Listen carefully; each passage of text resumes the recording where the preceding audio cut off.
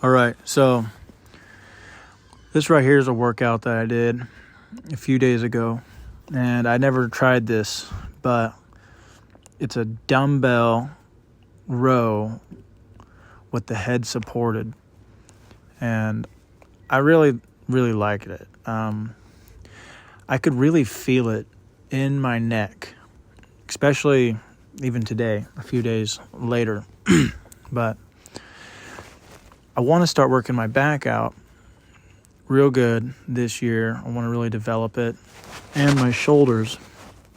So I got a trainer.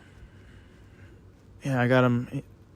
He's going to start helping me. He's an online coach, and he's helping me, setting me up with a split that I'm going to start doing. And he's going to help me with my diet. Right now, we're going to do a surplus. Prior, I was low carb, and before low carb, I was no carb. And I'm still doing hardly any sugar. I really have developed a pretty neat eating habit, but he's going to start having me do a pretty good portion of carbs. And we're gonna go on a surplus. We're gonna gain some weight. But so those rows were 30s, and on each arm. And I did a drop set and a double drop set with the 30s. So I hit them as many times as I could till failure, and then I went and hit it again about 30 seconds later or less. And so these are what the 30s, 15s, 20, 25. These are the 30s. And then eventually I dropped down to the 25s and the 20s.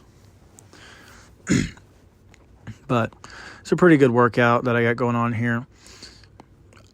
Right now, I'm back home, but in this video, I'm in California. Look at that. I could really feel it. That was a good pump that I got on the lats. But right here, I'm in California, and I'm really working hard. I've been putting in 12 and 16-hour days. And then when I get off, I got to go find good food, prep for the next day, and then on top of that, I'm tracking everything I eat. I got some studying to do, and then I'm trying to fit in these workouts. So, but I just kept doing these until I just couldn't do it anymore. This right here was a few days into me actually putting some carbs into my diet again. I was eating some Mediterranean orzo and feta salad, which is some kind of rice, and roasted sweet potatoes, salmon, steak. I was going to Chipotle and getting the double meat, double bean, and brown rice. So those are the kind of the ways that I've been putting the carbohydrates into my diet, with the starch carbohydrates and not the sugar carbohydrates. And I'm putting a lot of protein, good fats. I'm putting carbohydrates back in the diet and staying away from sugar. Anytime there's sugar, I'm not trying to have it. So I cut out chocolate milks and just went for white milk. And if there's a yogurt, I'm trying to get the one without sugar in it. I've been checking and monitoring my blood glucose levels to see what they are 12 hours after I get done eating. And they're doing good. I mean, when I wasn't having carbs And I was waking up at 88, 85 milligrams per deciliter. Once I started adding carbs back in my diet, now I'm waking up 95 or so milligrams per deciliter in the morning. But the way I do it is that I don't eat like 3 hours before bed. And then I'll wake up, so 7 or 8 hours later. So that's like 11 or so hours without eating at that point. Then I don't eat for another hour until I get to work or so. So I'm getting 12 or 13 hours off from eating, and by doing that, it allows my insulin levels to come down and regulate themselves. And then by having like a savory breakfast with, boiled eggs, cheese, white milk, and I eat that definitely before I put the carbohydrates into my body. That way I don't have such a high glucose spike. It makes me feel better. I feel like I have more energy when I go that route. And I cut out the juice in the morning, like orange juice. Don't have that no more. Because it's all good. It tastes good. It's great. But especially if I have an empty stomach and then I go having an orange juice, it goes to my head. I don't know. Some people might not get it. Some people probably really resonate with it. But when I do that, it's like putting a bunch of sugar into an empty gut. It goes straight into my bloodstream and it shoots my glucose levels up. So I've been feeling great after doing this. Before I did this, I had a lot of inflammation in my joints, in my knees, and my elbows, and my wrists. I kind of got dizzy a lot, but once I cut all that out, and I quit drinking. So I quit drinking, and I cut all that sugar out, and I started following some principles, of the no sugar. Like I quit having soda. I don't do soda. I always just had black coffee, but it's really helped me out. So at this point in the workout, I'm really feeling it, and I'm liking these transitions. I've been seeing some gains, and so my trainer, shout out to Henry Gordon, he told me I need to start adding the carbohydrates back into my diet, and then I was going to see some gains. I was going to be able to lift more, and then I did that. And this workout is the workout where I seen the results of the carbohydrates. By adding those carbohydrates back into my diet, I really noticed it on my bench. So I was doing back right here, but then at the end of it, I was like, man, I got to hit the bench. So I hit the bench, the incline dumbbell press. And when I started hitting it, I hit it the 50s.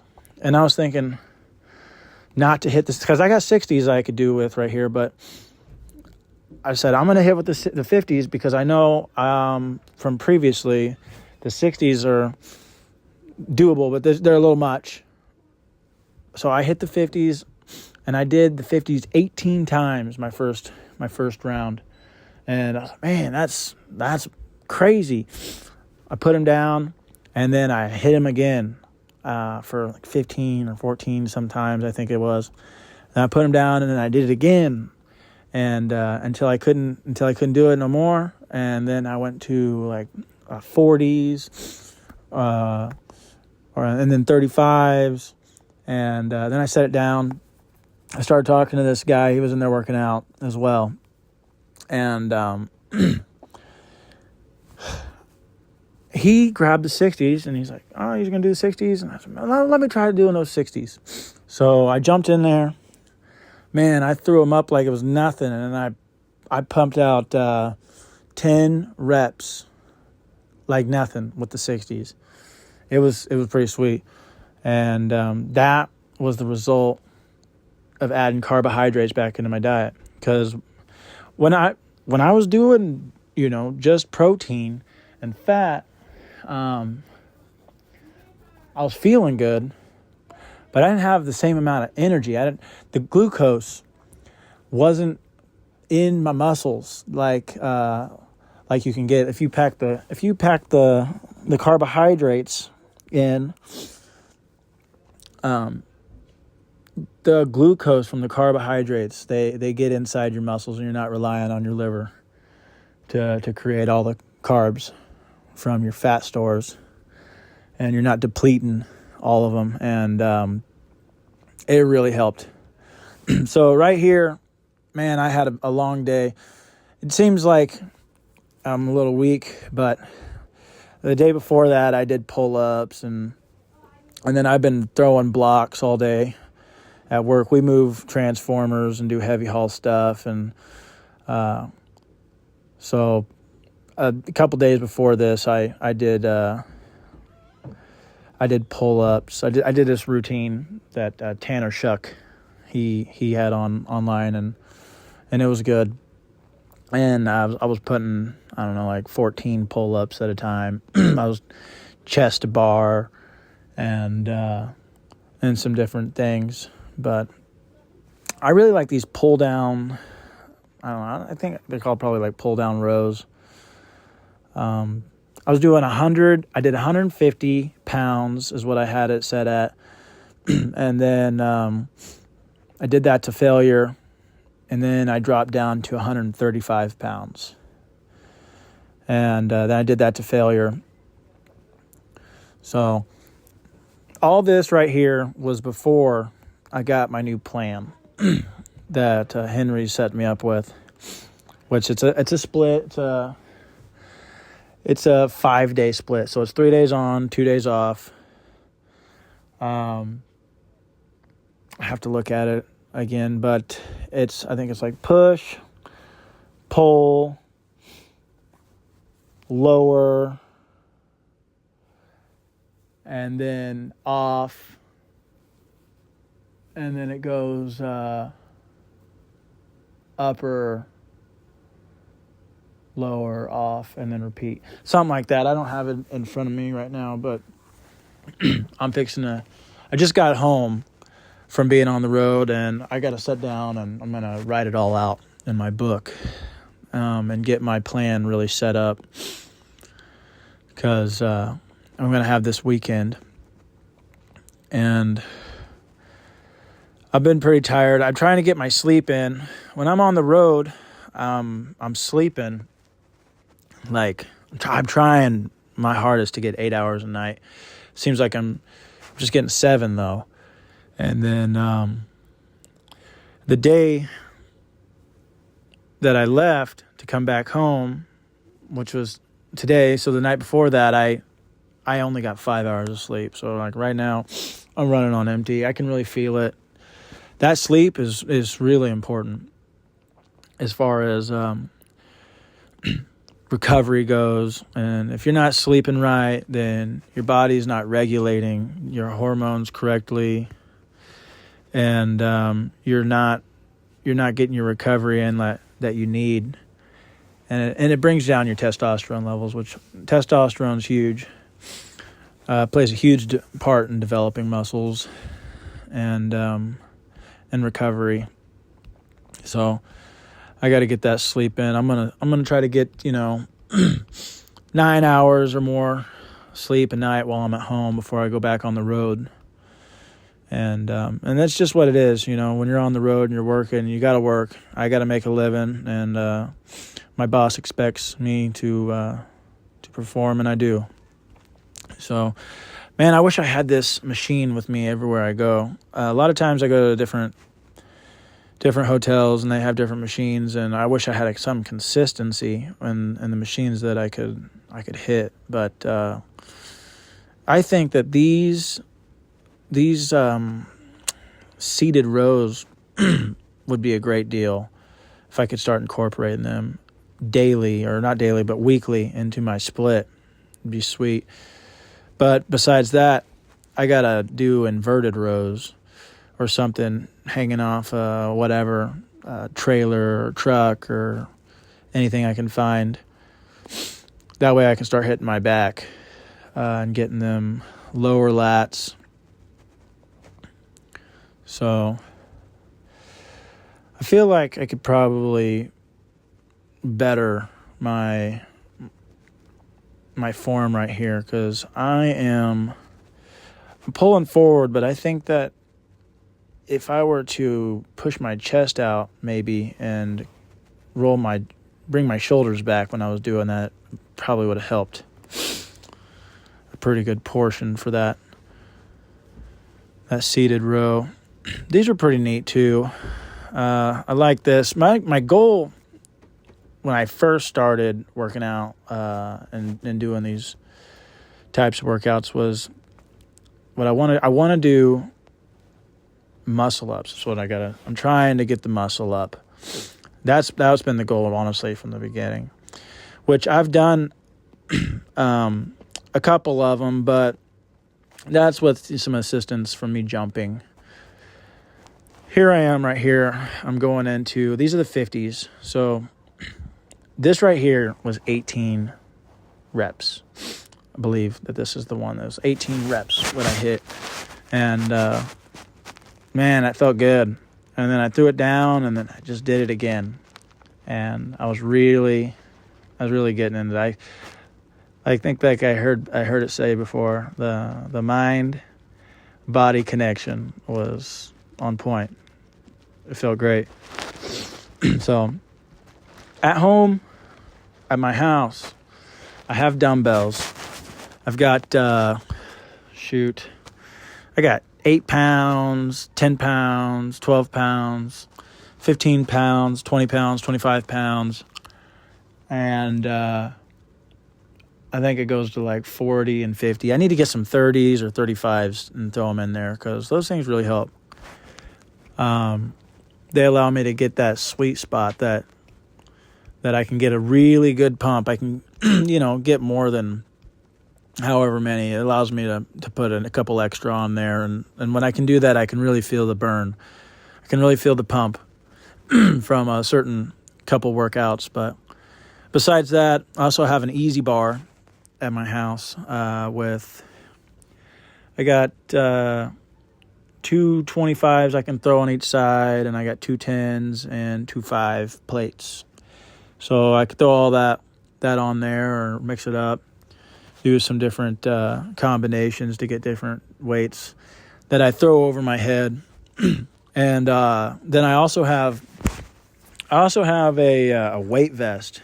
It's a 40-pound weight vest. So when I load that weight vest and then all my weights up on that easy bar, I think it comes out to like 180 pounds or something like that. And I'll throw that on there. I'll wear that weight vest around sometimes for a couple of hours, especially during the summertime, run around outside, throw football with the kids, baseball or whatnot. And I'll run around with that weight vest on, and then I like to put that weight vest on and then throw that easy bar with all that weight over the top on my shoulders. And like I said, that was 180 pounds. I do these weighted lunges. So I don't know, like lunge walks, I reckon, is what they might be called. But those feel great. And and then I like to do the RDLs out there.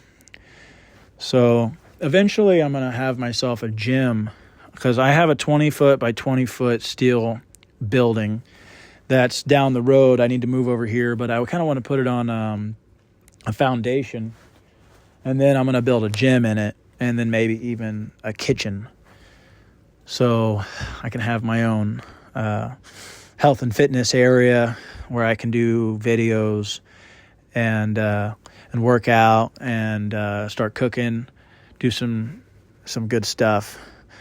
These are the Zotman curls that Tanner Shuck showed me on YouTube. They're pretty good. I just, this is the second or third time that I had done these before. And that week was the first week that I really had ever done those, because before that I just did the supinated curls. And then after that, I kind of started, I got into hammer curls. I've been liking hammer curls lately, but there's nothing wrong with the supinated. I really did feel this though. I'm not sure exactly. They say that when you do this, it hits all the major muscles or something. I got to look more up about that Zotman curl. And I wish that I would have gotten that video where I was putting them 60s up. Kind of sounds like Tall Tales because I don't have the video, but this guy had come in and we were throwing weights around in there and talking, and I didn't get the video, dang it. So these are the 50s, but I think I probably got like 10, or I don't know how many I got right here. I probably threw up quite a few. But I did some good workout after this that day. But I'm looking forward to this new split and getting it set up, and I'm working on better tracking my macros. So, I want to figure out what I got going on as far as, like a 40%, maybe a 40% protein, 30% fat, 30% carbohydrates. I want to find a sweet spot. I want to get the right amount of proteins, fats, and carbohydrates in my diet, so that I can gain weight and muscle, but not too much weight. So